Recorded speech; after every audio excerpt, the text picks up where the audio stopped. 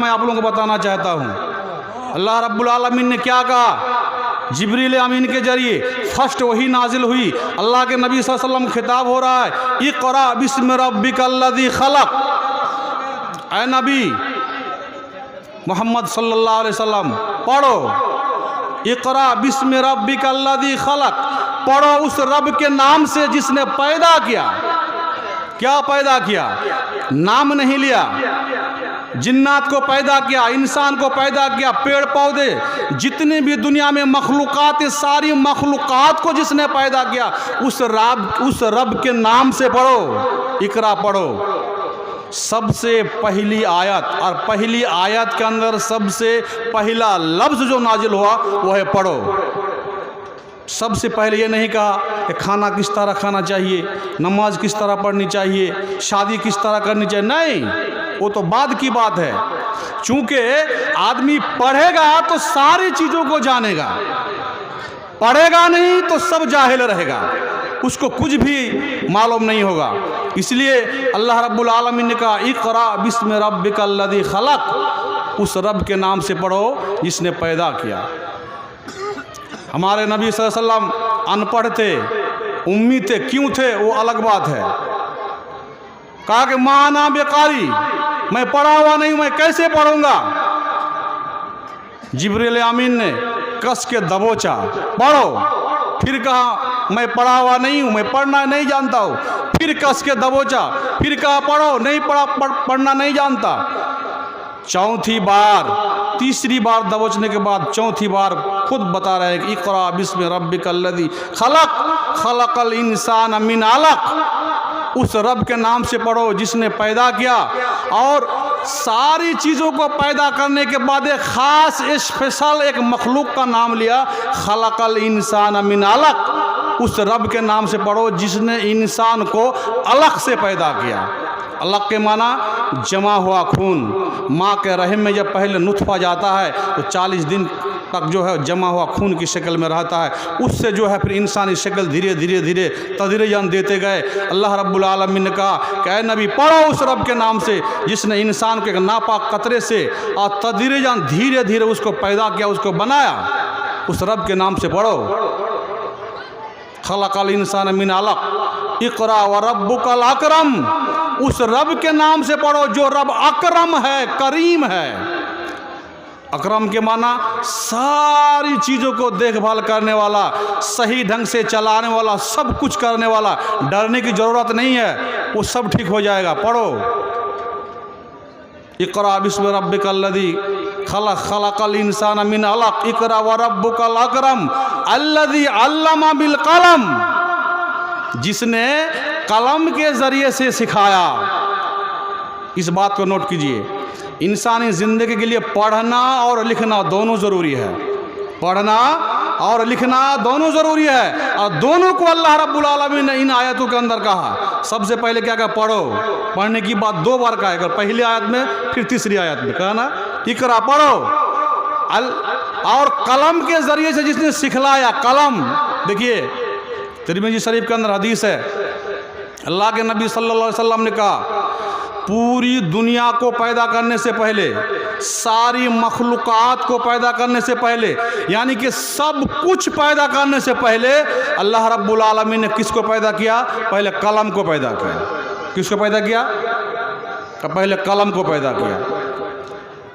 कलम जो हम लोग लिखते हैं उससे उसको पैदा किया, कलम को पैदा किया। और कलम को खुद कहा कि ऐ कलम उक्तुब, तू लिख। अब कलम बोलता है अल्लाह रब्बुल आलमीन से, कलम बात करता है अल्लाह रब्बुल आलमीन से, या इलाहुल आलमीन मा अक्तुब, मैं क्या लिखूं। उस वक्त न हम पैदा हुए थे, न आसमान ज़मीन, कोई भी मखलूक पैदा नहीं हुई। सबसे मखलूक़ात में अगर सबसे पहली अगर कोई चीज़ अल्लाह रब्बुल आलमीन ने बनाया है तो वो है कलम को बनाया है। और कलम को बना के कहा कि कलम तो लिख। कलम ने सवाल किया मैं क्या लिखूं। पता ये चला कि कलम भी आलिमुल गैब नहीं है, क्या लिखूं। तो अल्लाह रब्बुल आलमीन ने कहा लिख। क्या लिख?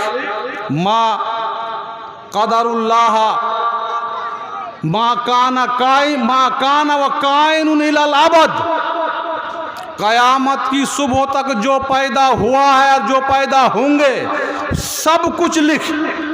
कौन कहाँ पैदा होंगे, किस हालत में पैदा होंगे, किस तरह पैदा होंगे, सब कुछ लिख।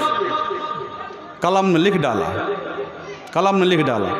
मेरे भाई और दोस्तों, हमारा आप जो बैठे हैं ना, बहुत सारे लोग आज फिक्रमंद हैं, क्या होगा, क्या हो जाएगा।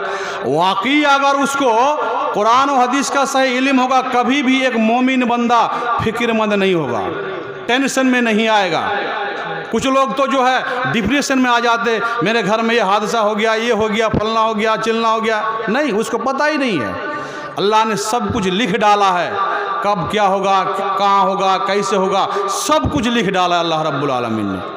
तो टेंशन लेने की क्या ज़रूरत है मेरे भाई और दोस्तों।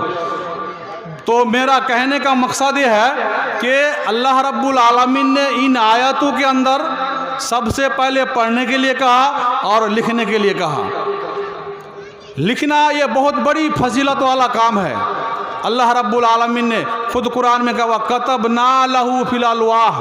हजरत मूसा अलैहिस्सलाम को जो अलवाह, जो तख्ती में लिखकर उनकी शरीयत दिए थे, अल्लाह ने खुद अपने हाथ से लिख के दिए थे। लिखने की क्या ज़रूरत थी अल्लाह रब्बुल आलमीन को। अल्लाह चाहे तो वो कुन फयाकुन हो सकता था ना, हो जाता, सब कुछ हो जाता। फिर भी अल्लाह ने अपने हाथ से लिखा और लिखने के बाद हजरत मूसा अलैहिस्सलाम को शरीयत दी।